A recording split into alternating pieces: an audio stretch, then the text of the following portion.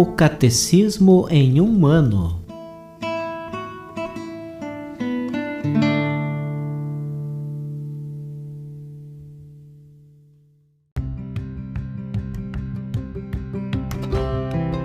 Olá, eu sou o Gabriel, seminarista da Diocese de Ponta Grossa, no Paraná. Você está ouvindo o podcast O Catecismo em um Ano. Vamos ler todo o Catecismo da Igreja Católica ao longo de 365 episódios. Estamos utilizando a tradução em português apresentada pela CNBB em 2013, baseada na edição típica em latim. Baixe o plano de leitura por meio de um link que você encontra na página do Instagram, @o Catecismo em um Ano, ou na descrição deste podcast.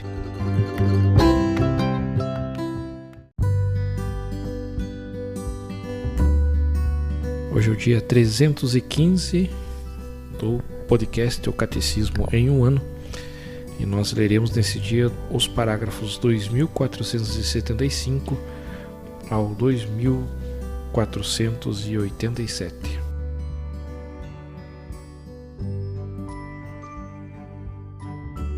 As ofensas à verdade. Os discípulos de Cristo se revestiram do homem novo, criado à imagem do Pai, na verdadeira justiça e santidade. Efésios capítulo 4, versículo 24. Tendo rompido com a mentira. Efésios capítulo 4, versículo 25. Eles devem se despojar de toda maldade, de toda mentira, hipocrisia e inveja, e de toda calúnia. Primeira carta de Pedro, capítulo 2, versículo 1. Falso testemunho e perjúrio. Quando emitida publicamente uma afirmação contrária à verdade, assume particular gravidade. Diante de um tribunal, torna-se um falso testemunho. Quando é feita sob juramento, trata-se de perjúrio.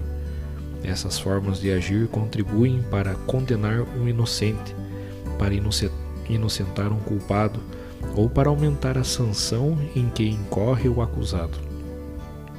Elas comprometem gravemente o exercício da justiça e a equidade da sentença pronunciada pelos juízes. O respeito à reputação das pessoas proíbe qualquer atitude e palavra capazes de causar um prejuízo injusto. Torna-se culpado de juízo temerário aquele que mesmo tacitamente admite como verdadeiro, sem fundamento suficiente, um defeito moral no próximo. De maledicência aquele que sem razão objetivamente válida revela a pessoas que não sabem os defeitos e faltas de outros. De calúnia aquele que por palavras contrárias à verdade prejudica a reputação dos outros e dá ocasião a falsos juízos a respeito deles.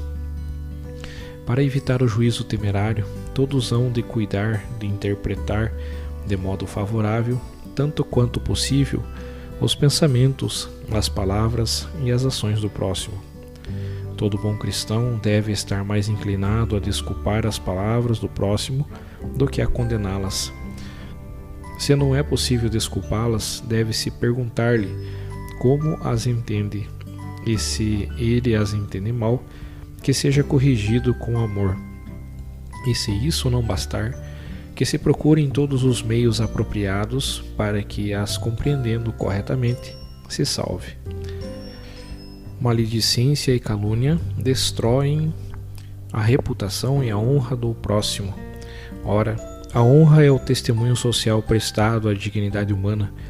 Todos gozam de um direito natural à honra do próprio nome, à sua reputação e ao seu respeito. Dessa forma, a maledicência e a calúnia ferem as virtudes da justiça e da caridade. Deve-se condenar qualquer palavra ou atitude que, por bajulação, adulação ou complacência, encoraje e confirme o outro na malícia de seus atos e na perversidade de sua conduta. A adulação é uma falta grave, quando cúmplice de vícios ou de pecados graves. O desejo de prestar serviço ou a amizade não justificam a duplicidade da linguagem. A adulação é um pecado venial, quando deseja somente ser agradável, evitar o mal, remediar uma necessidade, obter vantagens legítimas. A arrogância ou fanfarronice constitui uma falta contra a verdade.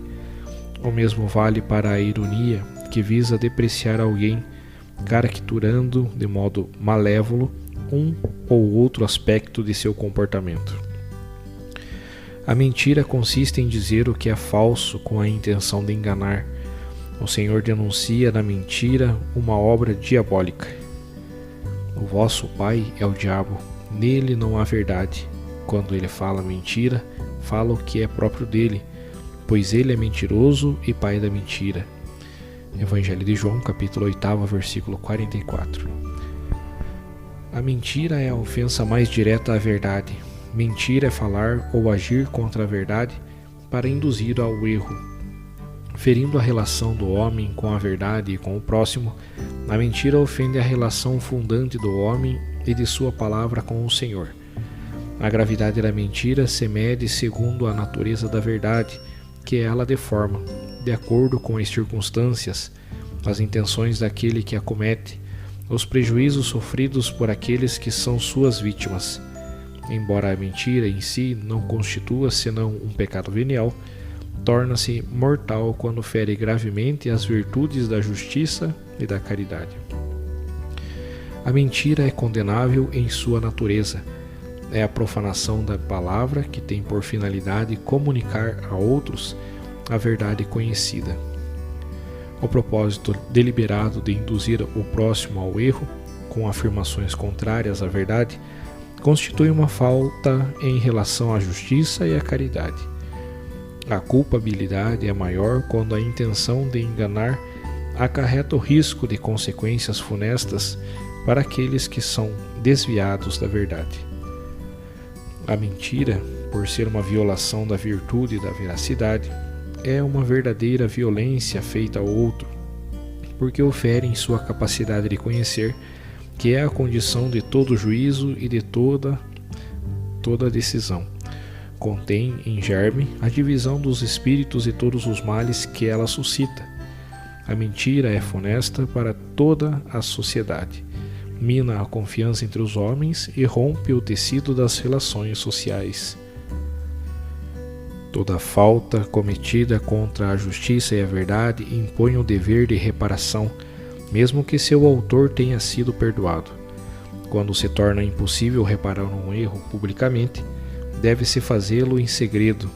Se aquele que sofreu o prejuízo não pode ser diretamente indenizado, deve-se lhe dar satisfação moralmente em nome da caridade. Esse dever de reparação se refere também às faltas cometidas contra a reputação de outrem. Essa reparação moral e às vezes material será avaliada na proporção do dano causado. Ela obriga em consciência.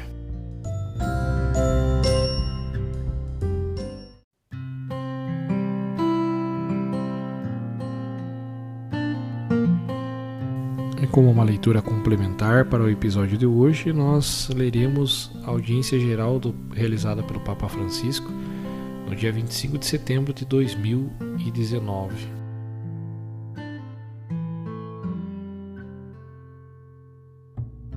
Catequese sobre os Atos dos Apóstolos. Bom dia, estimados irmãos e irmãs.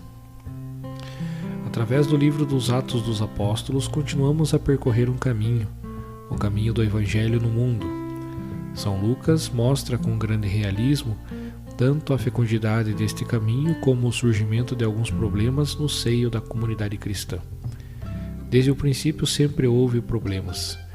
Como harmonizar as diferenças que coexistem no seu interior sem que se verifiquem contrastes e divisões?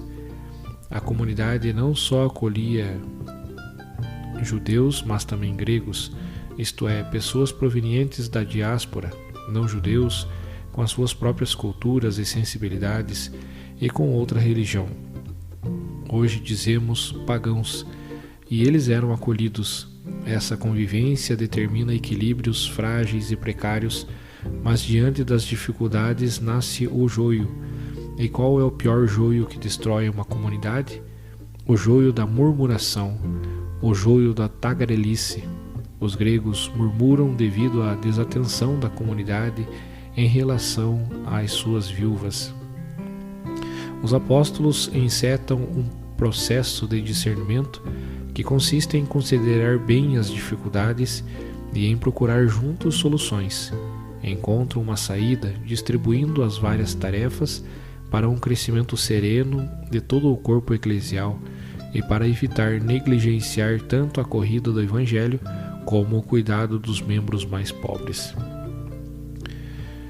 Os apóstolos estão cada vez mais conscientes de que a sua vocação principal é a oração e a pregação da Palavra de Deus, rezar e anunciar o Evangelho, e resolvem a questão instituindo um núcleo de 7 homens de boa reputação, cheios do Espírito e de sabedoria, que depois de terem recebido a imposição das mãos, se ocuparão do serviço nos refeitórios.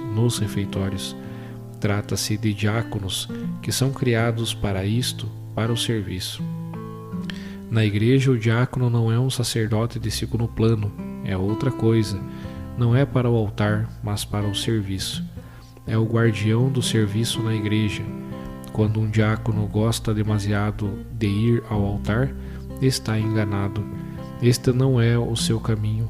Esta harmonia entre serviço à palavra e serviço à caridade representa o fermento que faz levedar o corpo eclesial. E os apóstolos criam 7 diáconos, e entre os 7 diáconos destacam-se em particular Estevão e Filipe. Estevão evangeliza com força a parresia, mas a sua palavra encontra as resistências mais obstinadas, dado que não encontra outra maneira para o levar a desistir. O que fazem os seus adversários? Escolhem a solução mais mesquinha para aniquilar um ser humano, isto é, a calúnia ou falso testemunho. E sabemos que a calúnia mata sempre. Este tumor diabólico, que deriva da vontade de destruir a reputação de uma pessoa, fere também o resto do corpo eclesial, danificando-o gravemente quando, por interesses desprezíveis ou para encobrir as suas próprias faltas, as pessoas unem-se para difamar alguém. Conduzido ao sinédrio e acusado por falsas testemunhas, fizeram o mesmo com Jesus e farão o mesmo com todos os mártires, através de falsas testemunhas e calúnias. Estevão proclama uma releitura da história sagrada centrada em Cristo para se defender. E a Páscoa de Jesus, morto e ressuscitado, é a chave de toda a história da aliança. Perante esta superabundância do dom divino, Estevão denuncia corajosamente a hipocrisia com que os profetas e o próprio Cristo foram tratados, e recorda-lhes a história dizendo: qual foi o profeta que os vossos pais não perseguiram? Eles mataram os que predisseram a vinda do justo, a quem agora traístes e assassinastes. Atos dos Apóstolos, capítulo 7, versículo 52. Ele não usa meias palavras, mas fala claramente, diz a verdade. Isto provoca a reação violenta dos ouvintes, e Estevão é condenado à morte, à lapidação. Mas ele manifesta o verdadeiro talento do discípulo de Cristo. Ele não procura subterfúgios, não apela a personalidades que o possam salvar, mas volta a colocar a sua vida nas mãos do Senhor, e naquele momento a oração de Estevão é muito bonita. Senhor Jesus, recebe o meu espírito, e morre como um filho de Deus, perdoando. Senhor, não lhes atribuas este pecado. Atos dos Apóstolos, capítulo 7, versículos 59 e 60. Estas palavras de Estevão ensinam-nos que não são os belos discursos que revelam a nossa identidade de filhos de Deus, mas somente o abandono da própria vida nas mãos do Pai e o perdão para aqueles que nos ofendem mostram-nos a qualidade da nossa fé. Hoje há mais mártires do que nos primórdios da vida da Igreja, e os mártires estão em toda parte.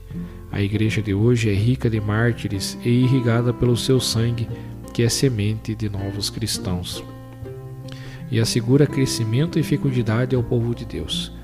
Os mártires não são santinhos, mas homens e mulheres de carne e osso, que, como diz o Apocalipse, lavaram as suas túnicas e as branquearam no sangue do Cordeiro.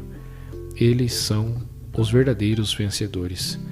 Peçamos também nós ao Senhor que, olhando para os mártires de ontem e hoje, possamos aprender a levar uma vida plena, aceitando o martírio da fidelidade diária ao Evangelho e da conformidade com Cristo.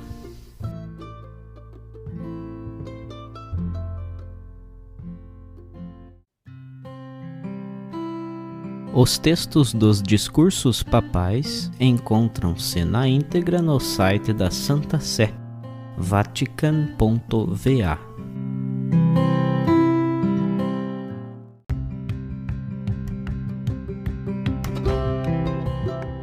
Você acaba de ouvir mais um episódio do podcast O Catecismo em um Ano.